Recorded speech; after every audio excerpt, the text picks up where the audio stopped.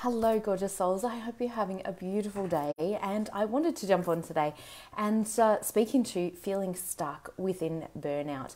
I'm in my comfy clothes. It's Friday. I don't normally have any client calls today, and just really felt from my heart. I really wanted to share this because I see so many women being stuck in burnout, not just for a couple of months, but literally for 6 months, for 12 months, for 2 years. Some people have even been in burnout for, 5, 8, 10 years. That is an extraordinarily long time to be feeling burnt out, exhausted, fatigued, and feeling that you haven't got any energy to be able to put back into your life and to put towards your goals and create your dream life as well. Hey, Belinda, great to have you on here, darling. So it's so important when we're feeling stuck. There's 4 key areas to be able to focus on. And then there's one extra step that really makes such a massive difference. Because again, when we're in burnout, we might be impatient with our kids. We might find that our intimate relationship is, we're distancing ourselves, or we're cutting ourselves off from friends, family, no longer socializing. But it has a massive consequence on your self-love and self-belief. I know this. I've been through burnout 3 times myself. And what I noticed, what I became acutely aware of, particularly in the last time when I was burnt out, was how loud the inner critic gets, how loud that negativity and that fear and that worry and that stress really becomes in our mind. And often the mind's racing, and it can be so difficult to actually quieten the mind, where you may find that you're struggling, with, even if you've tried meditation, but it sometimes feels like, oh my gosh, I just can't stick with this because my mind is just so loud and so noisy. The thing is, the more that you drop in physical energy, so the less energy you have, the more activated your ego survival mind will become. And your ego survival mind is fear-based. It's based upon fear because it's here to protect you from, stepping off the edge of a cliff. It wants to save you. It wants to protect you. So it becomes overly activated the lower our energy becomes, because the mind is like, oh my goodness, we're going down a bad pathway. This is a physical threat, because you're losing physical energy. And this is one of the reasons why it is so difficult to overcome burnout by yourself, because unless you actually really understand how to work with the mind at a deeper level, often that negativity, the inner critic, feeling guilty for resting, feeling that you can't stop, feeling that you're letting others down, feeling, that you should be doing more, or you should be more capable, or you should just be able to jump up and keep going. And often I find it is the women that have such a huge heart, that care deeply for others, that generally are the ones that everybody else comes to, that tends to wear the brave, happy, smiley face on the outside, but feel so empty internally, because we haven't actually learnt yet how to actually fill up our own cup, or we feel bad or guilty for actually doing that. And the biggest piece that I really want you to get and understand in today's video is understanding that mindset, the negativity, the fear, the worry. That was the thing that I really noticed myself, because I'm normally a pretty positive, pretty optimistic, confident person. I've built that up over the last 12 years, but when I went through burnout, I was doubting myself again. I felt that I wasn't good enough. I was going into comparisonitis, and thankfully I knew what was going on, so I knew how to actually help myself with that. But for anybody else that hasn't done like deep, intensive mindset training work, it is really difficult to separate in that moment. And all of that fear, all of that worry, all of that stress, all of that overthinking, over-analyzing actually depletes the adrenals even further. And this is why often it can feel so difficult to get out of burnout. Not only that, when we're burnt out, we tend to crave high fat, high sugar foods. All of those things drive inflammation. And so we end up with this kind of perpetuated issue that goes on for a very long time. And if you've ever experienced trauma within your life, and obviously there can be very high level trauma, And there can also be trauma that we're not even aware of, such as times or that we wouldn't actually classify as trauma. But anytime you've felt that you haven't been accepted, loved, or valued for who you are, it is actually registered as trauma within our brain. And so we develop these coping mechanisms such as denial, disassociation, being so valuable and so needed by everyone and everything, so that we can never be rejected or never be abandoned again. And so all of these kind of are deep belief systems that keep us stuck within this same cycle as well. Not to mention overworking or any other form of addiction as a way of staying busy, so we don't have to deal with what's going on internally. And I know for myself, like I did that for years, where I felt like an empty shell. And to be honest, I just had no idea how to actually heal myself. That was many, many years ago, before I'd done my kinesiology training and before I'd done loads and loads of different courses that really helped me to understand the mind, body and soul connection and how important it is. So those 5 areas that we really need to look at and heal is healing the physical body. So understanding exactly what is the correct and right nutrients that your body needs. And I do that through my Thrive program, through very scientific testing. So we're not just going, oh yeah, we'll just try on this, try on that, see how you go.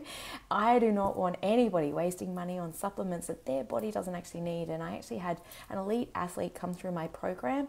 All of her coaches, trainers were saying, no, you just need magnesium. Her magnesium was off the Richter scale, like literally off the charts. And from that, it was throwing out so many of our other ratios of vitamins and minerals. So we really want to heal the physical body. We want to reduce inflammation. And then secondly, we want to work with the mental body.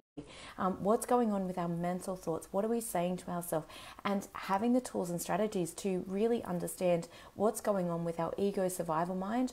What stories are we carrying from the past that have contributed to our sense of self or our sense of belief or confidence, and the negativity, the inner critic. Knowing and having the tools and strategies to how to handle your inner critic is absolutely vital, because most people say, no, you just need to not listen to her. Well, if you've ever had your inner critic be very loud in your head, that's kind of like impossible. But all of these parts are actually fractured aspects of ourselves that were once pro-survival. And your inner critic actually loves you so much, but she's trying to protect you. And so most people don't understand that, because it's like if she's beating you up, it doesn't feel like love. But what she's trying to do is to help you become who she thinks you need to be in order to be loved, accepted, and belong in the world, which is her idea of keeping you safe. That's why she'll beat you up. She'll tell you how you're not enough and all of those things. When you really get that, when you really understand that, and you can embrace the ego survival mind and understand that she's here to protect you and help you, but you also don't have to be ruled by her. You become the master again, instead of allowing your inner critic to be the master of you and to dictate to you how you should feel about yourself during the day. The third part is the emotional mastery. I used to believe that my emotions just happened to me and that was just the way it was and there was nothing I could do about it. I actually felt very powerless around my emotions. I'm Cancerian, so I feel everything. I'm a highly emotional being, and really understanding how to work with my emotions and how that actually impacted my physical body and my physical energy was absolutely key to being able to restore my physical energy as well. So all of these things are very interlinked. We tend to think, oh no, I just need to go to the psychologist, or I just need to have a counselor, or I just need to go to the naturopath. And we do these things independently without actually realizing it is all of these things integrated together that actually bring wholeness, health, and well-being and healing to your physical body. I've done a lot of study around metaphysical effects of, our thoughts and our emotions on our physical body and how that all interplays and interlinks together. And anybody will know, if you're stressed, you're holding tension in your shoulders, you've got that pain in your gut, or your gut or stomach is very, very tight. Often women can end up with digestive issues, all sorts of things going on just from stress. So we know that has a huge interplay as well. And then the other part of this is also your spiritual connection with yourself, right? Like really connecting deeply with yourself, knowing who you are, understanding and accepting who you are is a huge piece within the healing as well. And lastly is getting mentoring, getting the support and the guidance, working with somebody that absolutely knows how to guide you out of burnout and to no longer feel stuck is one of the most important pieces, because often when women are going through burnout, they're overwhelmed, they're exhausted, and they feel lost and directionless. And if you're anything like I was, my head felt like it was full of cotton wool, meaning I would sit blankly. Like, I am somebody that's always been able to, be very self-motivated, very self-driven, not a problem there. Put the foot down and off I go and get lots done. And when I was in the height of my burnout, I could barely function for more than 2 hours a day. And I would literally sit there with my my pad, which is obviously, that's got all my things that I do in a day. I would sit there with my pen and literally just stare at it blankly. Like, I literally could not think step by step what I actually needed to get done. I couldn't get my brain to work. And if you've ever been in that situation, or that's the stage that you're in at the moment with burnout, it is not only highly frustrating, but it is highly heartbreaking, and it really diminishes our sense of self-belief and confidence and our ability or capacity to be able to continue working, or to, be running our own business or raising our kids or any of those things. Small everyday tasks that you used to handle absolutely easily suddenly become so overwhelming. And that's why working with a mentor that absolutely knows the exact pathway, the exact steps, and can deliver it in a way that is small incremental changes that aren't overwhelming but have an exponential compound effect over a period of time. And many of the women that come into my program really have significant shifts by even week 3 and 4. They're like, oh my goodness, I'm starting to find my way again. I'm starting to feel clearer again. I'm starting to get, my thoughts and my mind back and start taking action. And by week 8, they're experiencing a lot of shifts and change. They're like, oh my goodness, I feel like my old self again. And by week 12, they're like, oh my goodness, this is just incredible. I feel the best I've ever felt. All of these changes can happen, and it is from working in those 5 key areas. So mentally, or physically, mentally, emotionally, and spiritually. And spirituality is really connection, love, to self. So it's our connection with not only our higher self, but really bringing that wholeness together in understanding all of who we are and accepting all of who we are, which sounds like a big task. But with the right tools and strategies, you can really bring that together in such a beautiful way. And then also having that mentor or guide to work with you to really help you, support you. Because the thing with all of our belief systems is we believe them to be true. So we don't know that there can be another possibility, that there can be another reality that we actually get to live. And that was the most mind-blowing concept to me years ago, was, oh my goodness, I actually get to change my beliefs. I believed that life was hard. I believed it was a struggle. I believed I was all alone. I believed that I wasn't loved or nobody cared for me, which absolutely wasn't true, but it really felt like that at the time. I believed, money was really, really difficult. Money was always a struggle. There was just so many things that I had belief systems that literally were creating my life. And I had all the evidence to prove why all those belief systems were true. And when I started to really shift and change those belief systems, my life got to change exponentially. I went from feeling absolutely broke and depressed and angry as a single mum, earning $300 a week, to creating my own online, location-free, time-free, and the financial freedom that came with earning a 6-figure income. And so all of that just was radically life-changing for me.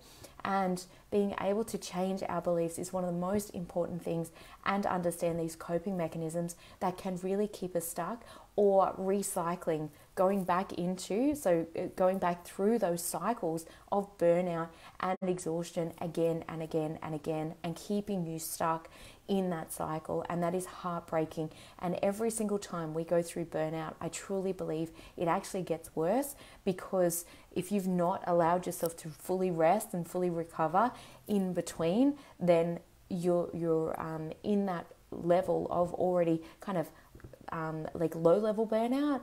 And it doesn't take a whole lot of stress to tip you over into full-blown burnout in a much grander larger way than what you've previously experienced. So if that is you, please reach out to me. Let's have a conversation so that we can hear more about where you're currently at, what you're currently experiencing, and we can see if and how I might be able to help you move through that, get out of your stuckness, and really set yourself free, reclaim your life again. Find your old self again that was joyous, that enjoyed life, that was dynamic, that was motivated, all of those things, because you absolutely deserve to shift this for yourself. And there is nothing more important in life than our health. Nothing more important, because without our health, we can't do anything. We can't be the mum that we want. We can't be in our creative way that we're wanting to be within the world. We can't, be running businesses or doing our job or career or financial well-being. There's so much that gets impacted if our health is not taken care of, not to mention how you actually experience life without, the burnout and without the exhaustion. You get to bring that spark back, bring that joy back again. Hey, Angela, great to have you on, honey. It is so exciting to be able to step back in and to find yourself, to reclaim yourself again. And I have so many women just so grateful that it's like, oh my goodness, I'm feeling like my old self again. And so if that's you, if you really resonate, then I really, really invite you, drop me a PM and let's book in a time to chat and see if and how I can help you move beyond that. And Angela, you've just jumped in, hun. Maybe pop back to the start and watch the replay again, where I've got a lot more information in there. Have an amazing day, ladies. Bye for now.